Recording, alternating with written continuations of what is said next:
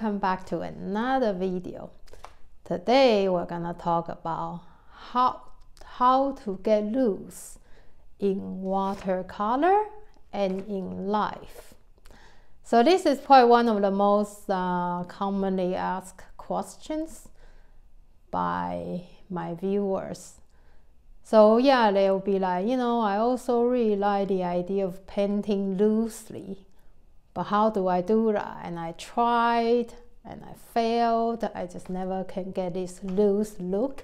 My work is too tight and things like that. So today I'm gonna talk about my 3 top tips, like about how to actually get loose in your painting and in life. Number 1, practice, practice, practice. Yeah, just because, we call this like a loose style, like we don't sketch beforehand, we just paint directly. We don't want to focus on detail. We want to, kind of follow your intuition and things like that. But that doesn't mean, it can happen overnight. It doesn't matter what kind of work, whether it's a loose look or a realistic look, botanical painting, or the more loose freestyle painting. They all take practice, yeah. So it's a bit like, really like riding a bicycle. You see some people, I personally can't do it, yeah. They ride a bicycle, at some point they can even let go of their hands and they make it look so easy.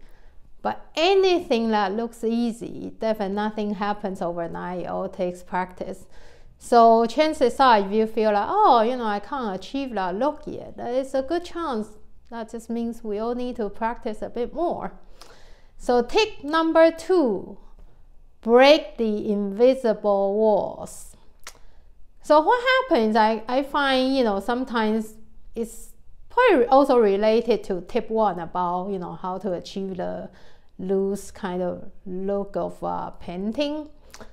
It's, because when you start to learn and at some point you realize, I try and I failed, there's no way I can do it, and then you throw away your brush and you're convinced that, okay, I can't do it. And what happened at that moment is like, it's a bit like you put an invisible in front of you. You kind of already told yourself, okay, I can't do it. But the truth is, just because your brain is telling yourself that, is that really true? Just picture this. What if we go on hiking, yeah? And you kind of think that, oh my goodness, I've been doing this for an hour, I can never get to the top. And I just don't think I will be able to. But the truth is, maybe the top is here and you're only probably 10 minutes away. Just because you haven't seen the top, that doesn't mean, it's far away. So that's what I mean about, it's so important to break the invisible walls.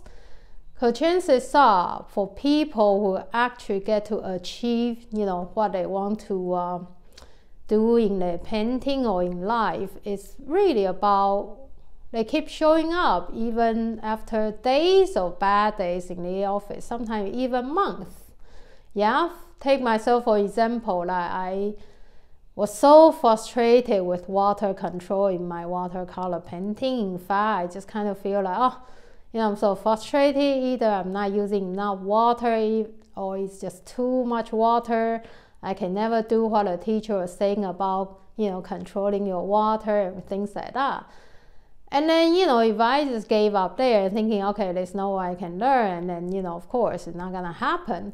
And the best way to learn, really, just, you need to drown yourself almost a bit. It's a bit like, learning how to swim, yeah?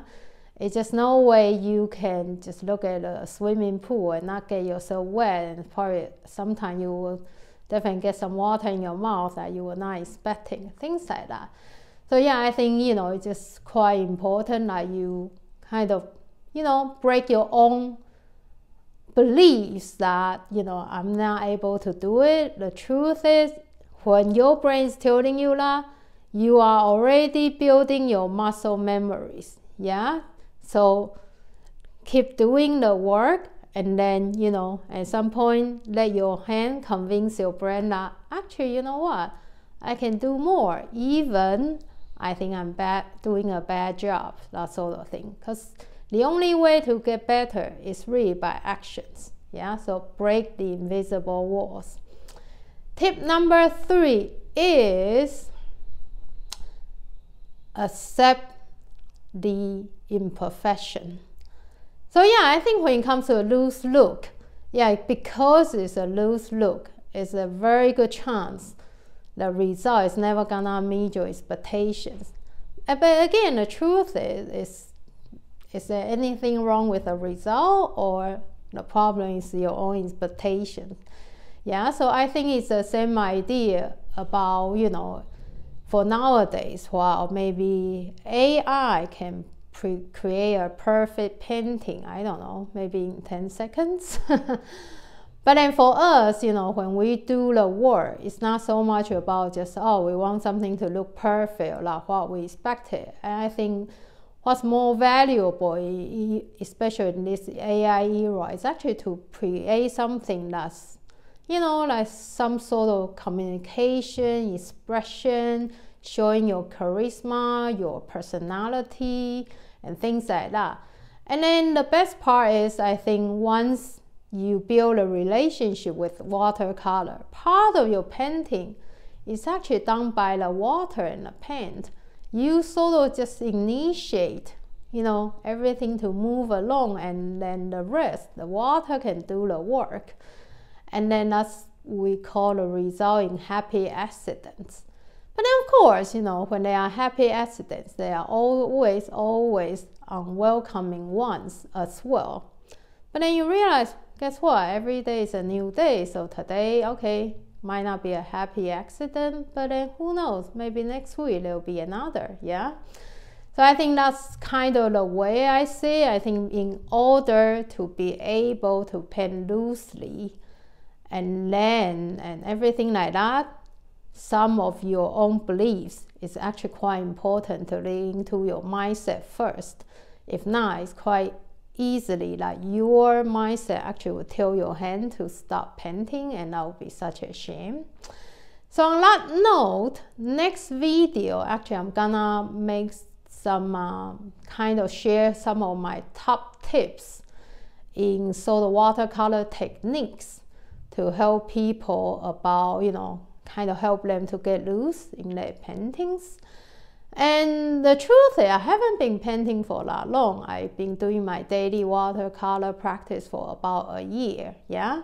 So of course, you know, like when it comes to making those videos, I'll be thinking, like, oh my goodness, you know, there are so many watercolor giants ahead of me. You know, I don't think there's place for me to make any so-called teaching videos. You know, who am I to claim myself like an experienced teacher or whatever? But on the other hand, again, we're talking about mindset. On the other hand, I also love to make those videos just to encourage people. You know, maybe you think art is such a long journey. It would take years and take decades to achieve any masterpieces. But at the end of the day, in this era, it's all our own practice. It's not about comparison. And then in a way, I find, you know, just by doing the watercolor, it brings me a lot of joy. It helps me with my mindset and things like that. So I'm a firm believer of using simple techniques, but creating pleasing results.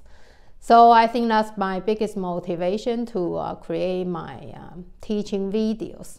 So yeah, my next video will be the case. Yeah, I definitely want to share, you know, my process and my tips on how to create this look.